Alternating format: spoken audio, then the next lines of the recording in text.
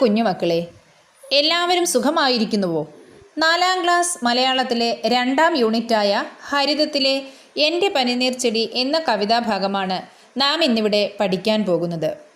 മനുഷ്യന് തൻ്റെ ചുറ്റുപാടിനോടും ജീവജാലങ്ങളോടും സ്നേഹവും ആഭിമുഖ്യവും ഉണ്ടാവണം എന്ന ആശയമാണ് ഈ യൂണിറ്റിൽ പ്രതിപാദിച്ചിരിക്കുന്നത്.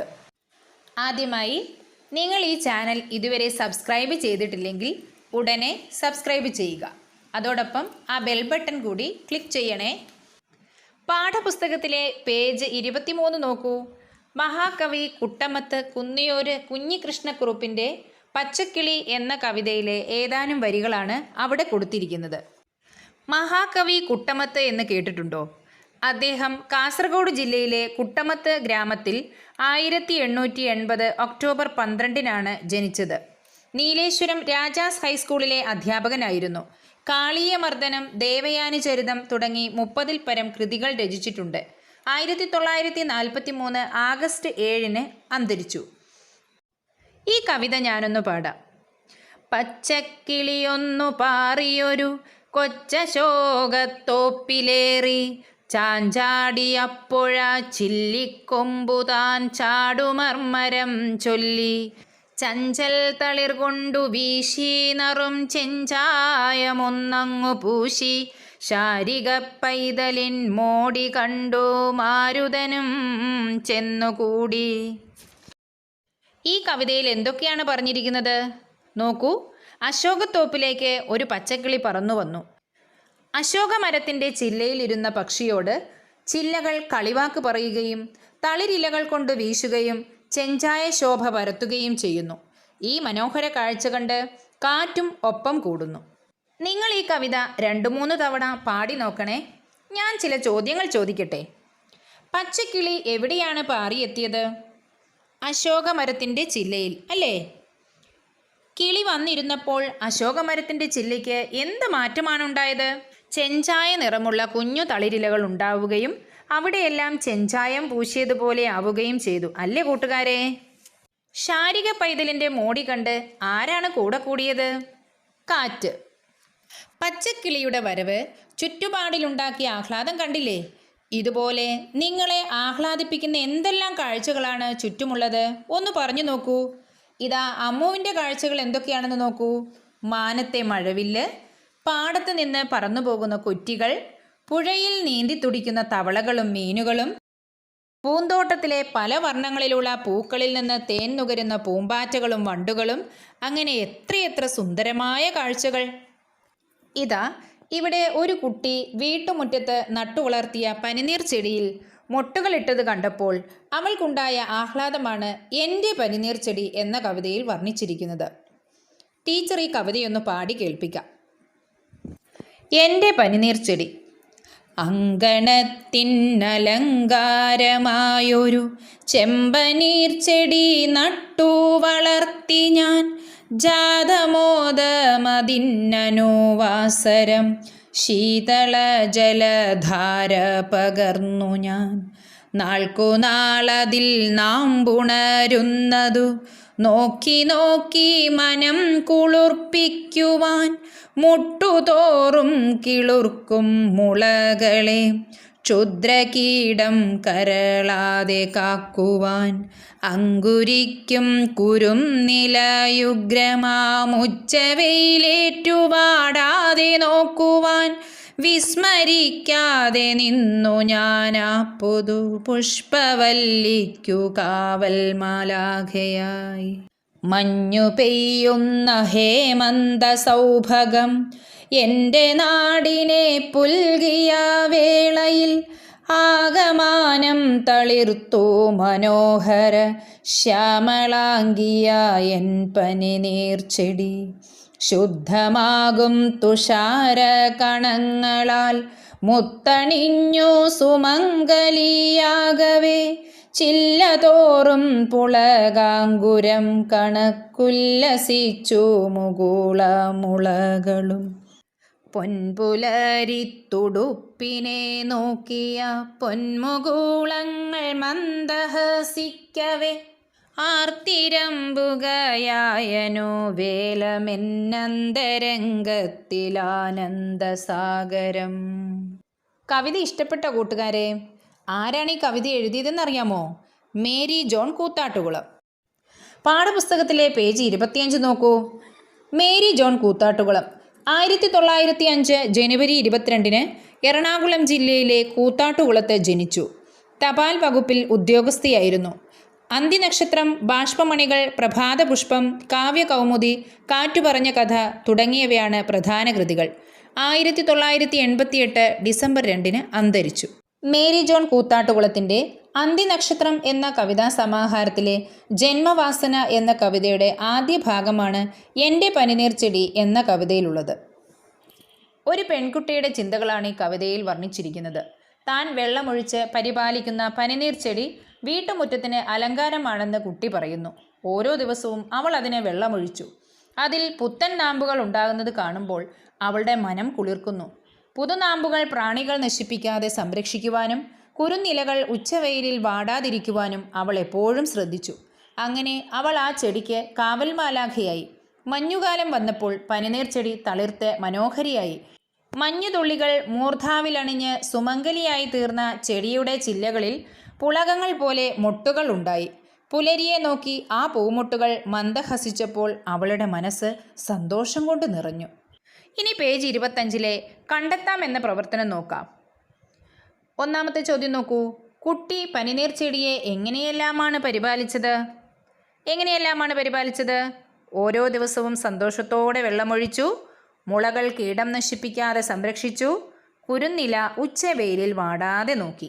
ഇനി രണ്ടാമത്തെ ചോദ്യം നോക്കൂ. ഹേമന്തം വന്നപ്പോൾ എന്തെല്ലാം മാറ്റങ്ങളാണ് പനിനീർ ചെടിക്കുണ്ടായത്? മഞ്ഞുകാലം വന്നപ്പോൾ ചെടി തളിർത്തു മനോഹരിയായി തീർന്നു. മഞ്ഞുതുള്ളിയാകുന്ന മുത്തണിഞ്ഞ് സുമംഗലിയായി തീർന്നു. ഓരോ ചില്ലയിലും മുകുളങ്ങൾ ഉണ്ടായി. ഇതെല്ലാം നോട്ട് ബുക്കിലേക്ക് എഴുതി വെക്കണേ. അടുത്തതായി കവിതയിലെ ചില കഠിന പദങ്ങളുടെ അർത്ഥം നമുക്ക് കണ്ടെത്താം. പാഠപുസ്തകത്തിലെ പേജ് 35 നോക്കൂ. അങ്കണം, മുറ്റം. അനുവാസരം, ദിവസം തോറും. അങ്കുരിക്കുക, മുളയ്ക്കുക. അംഗം, അവയവം. അനുവേലം, എപ്പോഴും. അന്തരംഗം, മനസ്സ്. ഉച്ചവെയിലേറ്റു. ഉല്ലസിക്കുക, ശോഭിക്കുക. കണം, തുള്ളി. ജാതം, ജനിച്ചത്. തുഷാരം, മഞ്ഞ്. നാമ്പ്, തളിർ. പുൽകുക, ആലിംഗനം ചെയ്യുക. പുളകം, രോമാഞ്ചം. പുലരി, പ്രഭാതം. മനം, മനസ്സ്. മന്ദഹസിക്കുക, പുഞ്ചിരിക്കുക. മോദം, സന്തോഷം. വല്ലി, വള്ളി. വിസ്മരിക്കുക, മറക്കുക. ശീതളം, തണുത്ത. ശ്യാമളം, കറുത്ത. സാഗരം, സമുദ്രം. സൗഭഗം, സൗന്ദര്യം. ഹേമന്തം, മഞ്ഞുകാലം. ക്ഷുദ്രം, ചെറിയ. ഇതൊക്കെ നോട്ട്ബുക്കിൽ എഴുതി വെക്കണം കേട്ടോ മക്കളെ. ഈ പദങ്ങളുടെ അർത്ഥം പഠിച്ചതിന് ശേഷം ഒന്നുകൂടി കവിത പാടി നോക്കൂ. അപ്പോൾ ആശയം കൂടുതൽ വ്യക്തമാകും. ഇനി പേജ് 25 ആശയം വരുന്ന വരികൾ കണ്ടെത്താം എന്ന പ്രവർത്തനം നോക്കൂ. ആദ്യത്തേത്, കുട്ടി പനിനീർ ചെടിക്ക് വെള്ളമൊഴിച്ചു. ഏതാണ് ആശയം വരുന്ന വരികൾ? ശീതള ജലധാര പകർന്നു ഞാൻ, അല്ലേ? ഇനി രണ്ടാമത്തേത് നോക്കൂ. കുട്ടിയുടെ മനസ്സിൽ സന്തോഷമുണ്ടായി. ഏതാണ് ആ വരികൾ? ആർത്തിരമ്പുകയായനു വേലമെന്നന്തരംഗത്തിലാനന്ദസാഗരം. അതുമാത്രമല്ല, മറ്റൊരു വരി കൂടി ഉണ്ട്. നോക്കി നോക്കി മനം കുളിർപ്പിക്കുവാൻ. ഈ വരിയിലും മനസ്സിലുള്ള സന്തോഷമാണ് വ്യക്തമാക്കുന്നത്. ഇനി കണ്ടെത്താം എഴുതാം എന്ന പ്രവർത്തനം നോക്കാം.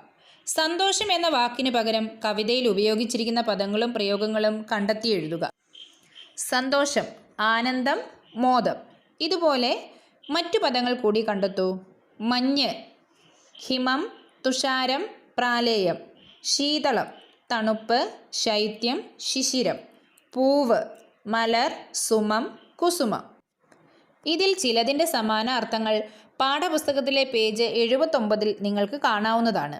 എല്ലാം നോട്ട് ബുക്കിലേക്ക് എഴുതി വെക്കണേ. അടുത്തതായി പറയാം എഴുതാം എന്ന പ്രവർത്തനത്തിൽ എന്താണെന്ന് നോക്കൂ. ഹേമന്തം എന്നാൽ മഞ്ഞുകാലമാണല്ലോ. മറ്റേതൊക്കെ കാലങ്ങളെക്കുറിച്ച് നിങ്ങൾക്കറിയാം? അവയുടെ പ്രത്യേകതകൾ എന്തൊക്കെയാണ്? ഒരു കുറിപ്പ് തയ്യാറാക്കാം. ഭാരതീയ സങ്കല്പമനുസരിച്ച് 6 ഋതുക്കളാണുള്ളത്. വസന്തം, ഗ്രീഷ്മം, വർഷം, ശരത്, ഹേമന്തം, ശിശിരം. പക്ഷേ ഈ ഋതുക്കളെ സാമാന്യമായി വേനൽക്കാലം, മഴക്കാലം, മഞ്ഞുകാലം എന്നിങ്ങനെ 3ആയി തരംതിരിക്കാം. ജൂൺ മുതൽ നവംബർ വരെ കേരളത്തിൽ മഴക്കാലമാണ്. ഡിസംബർ മുതൽ ഫെബ്രുവരി വരെ നമുക്ക് മഞ്ഞുകാലമാണ്. മാർച്ച് മുതൽ മെയ് വരെ കേരളത്തിൽ വേനൽക്കാലമാണ്. ഏപ്രിൽ മെയ് മാസങ്ങളിൽ വസന്തം കടന്നു വരുമ്പോൾ കേരളത്തിൽ വൃക്ഷങ്ങൾ പൂക്കുകയും തളിർക്കുകയും ചെയ്യുന്നു. ആഗസ്റ്റ് സെപ്റ്റംബർ മാസങ്ങളിൽ, അതായത് ഓണക്കാലത്ത്, വീണ്ടും ചെടികൾ പൂക്കുന്നു. ഇത് കേരളത്തിൻ്റെ ഉപവസന്തമാണെന്നും പറയപ്പെടുന്നുണ്ട്. ഋതുക്കളെക്കുറിച്ച് കൂടുതൽ വിവരങ്ങൾ നിങ്ങളുടെ മുതിർന്നവരോട് ചോദിച്ച് അവരുടെ അനുഭവങ്ങൾ കൂട്ടിച്ചേർത്ത് ഒരു കുറിപ്പ് തയ്യാറാക്കൂ. അടുത്തതായി എഴുതാം എന്ന പ്രവർത്തനം നോക്കൂ. ആർത്തിരമ്പുകയായനു വേലമെന്നന്തരംഗത്തിലാനന്ദസാഗരം. എന്തുകൊണ്ടാണ് കുട്ടിയുടെ മനസ്സിൽ ആനന്ദം ആർത്തിരമ്പിയത്? എന്തുകൊണ്ടാണ്? താൻ വളരെ കൂടുതൽ സ്നേഹിക്കുകയും പരിപാലിക്കുകയും ചെയ്ത പനിനീർ ചെടിയിലെ മുട്ടുകൾ മഞ്ഞുകാലത്ത് പുലരിയെ നോക്കി ചിരിച്ചത് കണ്ടിട്ടാണ് കുട്ടിയുടെ മനസ്സിൽ ആനന്ദസാഗരം ആർത്തിരമ്പിയത്, അല്ലേ? ഇതുകൂടി നോട്ട് ബുക്കിലേക്ക് കുറിച്ചു വയ്ക്കുക. ഇനി പേജ് 26 മാതൃക പോലെ പദം പിരിച്ചെഴുതുക എന്ന പ്രവർത്തനം നോക്കൂ. മുത്തണിഞ്ഞു, മുത്ത് അധികം അണിഞ്ഞു. നാമ്പുണരുന്നത്, നാമ്പ് അധികം ഉണരുന്നത്. ആർത്തിരമ്പുക, ആർത്ത് അധികം ഇരമ്പുക. കുരുന്നില, കുരുന്ന് അധികം ഇല. ഇങ്ങനെ പദങ്ങൾ കൂടി ചേരുമ്പോഴും പിരിച്ചെഴുതുമ്പോഴും ചില മാറ്റങ്ങൾ കാണുന്നുണ്ടല്ലേ കൂട്ടുകാരെ? കൂടുതൽ പദങ്ങൾ നിങ്ങൾ നോക്കി എഴുതുക. അടുത്ത പ്രവർത്തനം പൂരിപ്പിക്കാം. നോക്കി നോക്കി മനം കുളിർപ്പിക്കുവാൻ. അടിവരയിട്ട പദം ശ്രദ്ധിച്ചുവല്ലോ. താഴെ കൊടുത്ത വരികൾ പൂരിപ്പിക്കുക. കണ്ടു കണ്ടു മടുത്തു, കേട്ടു കേട്ടു മടുത്തു, നടന്നു നടന്നു മടുത്തു, നിന്നു നിന്നു മടുത്തു. ഇനി മറ്റൊരു രീതിയിൽ കൂടി എഴുതാം. കണ്ടു കണ്ടു മടുത്തു, കേട്ടു കേട്ടു മനപ്പാടമായി, നടന്നു നടന്നു കാൽ കുഴഞ്ഞു, നിന്നു നിന്നു തളർന്നു, തേടി തേടി അലഞ്ഞു, പാടിപ്പാടി തളർന്നു. ഇതുപോലെ ധാരാളം പ്രയോഗങ്ങൾ നമുക്ക് കണ്ടെത്താൻ സാധിക്കും, അല്ലേ കൂട്ടുകാരെ? ഇനി പേജ് 26 പ്രയോഗഭംഗി വിശദമാക്കാം എന്ന പ്രവർത്തനം നോക്കാം. വിസ്മരിക്കാതെ നിന്നു ഞാനാ പുതു പുഷ്പവല്ലിക്കു കാവൽ മാലാഖയായി. താൻ കാവൽ മാലാഖയാണെന്ന് കുട്ടി കരുതാൻ കാരണം എന്തായിരിക്കും? ചെടിയെ വളരെയധികം സ്നേഹിച്ച കുട്ടി അതിനെ വളരെ കരുതലോടെ സംരക്ഷിച്ചു പോന്നു. ഈ സംരക്ഷണമാണ് കാവൽ. മാലാഖ എന്നാൽ നന്മയുടെ പ്രതിരൂപം. ഇങ്ങനെ ചെടിയെ സംരക്ഷിച്ച കുട്ടി ചെടിയുടെ കാവൽ മാലാഖയാണെന്ന് കരുതുകയാണ്. ഇനി വിവരണം തയ്യാറാക്കാം എന്ന പ്രവർത്തനം നോക്കൂ. പനിനീർ ചെടി വീട്ടുമുറ്റത്തിന് അലങ്കാരമാണെന്ന് കണ്ടല്ലോ. നമ്മുടെ വീട്ടുമുറ്റത്തിന് അലങ്കാരമായ ഏതൊക്കെ ചെടികളാണുള്ളത്? മുല്ല, ചെമ്പരത്തി, അരളി, ചെമ്പകം, കോളാമ്പി, മന്ദാരം, ശംഖുപുഷ്പം, സീനിയ, അല്ലേ? നിങ്ങളുടെ വീട്ടുമുറ്റത്തും ചെടികളില്ലേ? ഏതെല്ലാം ചെടികളാണുള്ളത്? പട്ടികപ്പെടുത്തിയാലോ? അതിൽ നിങ്ങൾക്ക് ഏറ്റവും ഇഷ്ടപ്പെട്ട ഒരു ചെടിയെക്കുറിച്ച് വിവരണം തയ്യാറാക്കണം. ചെടിയുടെ ചിത്രം വരച്ച് മനോഹരമാക്കണേ. മാത്രമല്ല, ചെടിയെ നിങ്ങൾ എങ്ങനെ പരിപാലിക്കുന്നുവെന്നും വിവരണത്തിൽ ഉൾപ്പെടുത്താൻ മറക്കരുത്. ഇതാ അമ്മു എഴുതിയ വിവരണം നോക്കൂ. എൻ്റെ പൂന്തോട്ടത്തിൽ ചെറുതും വലുതുമായ ധാരാളം ചെടികളുണ്ട്. പൂന്തോട്ടത്തിൽ പല നിറങ്ങളിൽ പുഞ്ചിരിച്ചു നിൽക്കുന്ന പൂക്കളെ കാണാൻ എന്തു ഭംഗിയാണ്. റോസ്, പിച്ചകം, മുല്ല, സീനിയ തുടങ്ങി പല വർണ്ണങ്ങളിലുള്ള പൂക്കളുമായി നിൽക്കുന്ന ചെടികൾ എൻ്റെ വീട്ടുമുറ്റത്തെ സുന്ദര കാഴ്ച തന്നെയാണ്. തേൻ തേടി പൂന്തോട്ടത്തിലെത്തുന്ന പൂമ്പാറ്റകളും വണ്ടുകളും കിളികളും എല്ലാം ചേരുമ്പോൾ ഒരു മനോഹര കാഴ്ച തന്നെയാണ്. എൻ്റെ പൂന്തോട്ടത്തിലെ സീനിയ ചെടികളെയാണ് എനിക്ക് ഏറെ ഇഷ്ടം. പല വർണ്ണങ്ങളിൽ അവ ഒന്നിച്ചു നിന്ന് ആടുന്നത് കാണാൻ കണ്ണിന് എന്ത് കുളിർമയാണെന്നോ. ഈ പൂക്കൾ കുറേ ദിവസം വാടാതെ നിൽക്കും. ഞാൻ ദിവസവും രാവിലെയും വൈകുന്നേരവും ഈ ചെടികൾക്ക് വെള്ളമൊഴിച്ച് അതിനെ പരിപാലിക്കുന്നു. എൻ്റെ സീനിയ ചെടികളിൽ പൂക്കൾ വിരിയുന്നതും കാത്തിരിക്കുകയായിരുന്നു ഞാൻ. അങ്ങനെ ഒരു ദിവസം ഒരു ചെടിയിൽ മുട്ടിട്ടു. പിന്നെ എല്ലാ ചെടികളിലും മുട്ടുകളുണ്ടായി. എനിക്ക് സന്തോഷമായി. എന്നും രാവിലെ എഴുന്നേറ്റ് സീനിയ പൂക്കളെ നോക്കി ഞാൻ എൻ്റെ വീടിൻ്റെ മുറ്റത്ത് ഇരിക്കും. ഇതുപോലെ നിങ്ങളും വിവരണം തയ്യാറാക്കുക. ചെടികൾക്ക് യോജിച്ച പൂക്കൾ വരച്ച് നിറം കൊടുത്ത് നിറം കൊടുക്കാമെന്ന പ്രവർത്തനം കൂടി കൂട്ടുകാർ പൂർത്തിയാക്കണേ. ഇനി നിങ്ങൾ കവിത പലതവണ പാടി നോക്കുകയും പുതിയ ഈണം കണ്ടെത്തുകയും ചെയ്യുക. കൂട്ടുകാർക്ക് ഈ വീഡിയോ ഇഷ്ടപ്പെട്ടോ? പഠനവുമായി ബന്ധപ്പെട്ട കൂടുതൽ വീഡിയോകൾ ലഭിക്കുവാനായി ഈ ചാനൽ ഉടനെ സബ്സ്ക്രൈബ് ചെയ്യുക. നന്ദി.